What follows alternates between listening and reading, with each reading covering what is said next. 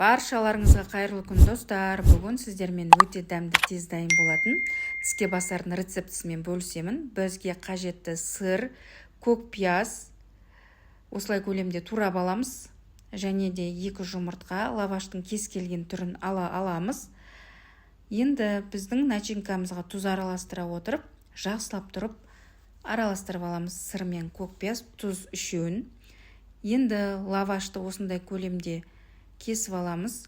Өздеріңіздің қалауларыңыз бойынша әртүрлі формада дайындасаңыз да болады. 3 бұрышты, 4 бұрышты етіп, мен осыны 3 бұрышты етіп дайындадым тіске басарды.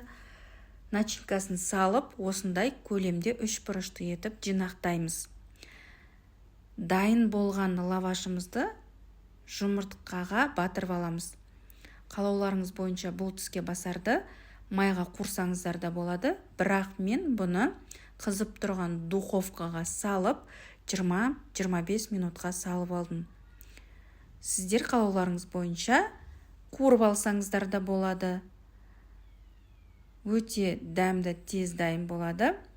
Міндетті түрде дайындап көруге кеңес беремін.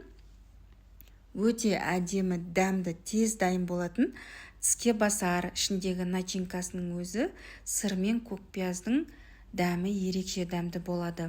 Достар, каналымның ары қарай өсіп даму үшін видеоларым ұнап жатса лайк басып, түрлі рецепттерді жіберіп алмас үшін каналыма тіркеліп кетіңіздер міндетті түрде. Қоңырау белгісін басып қойыңыздар. Барлықтарыңыздың қолдауларыңызға көп рахмет.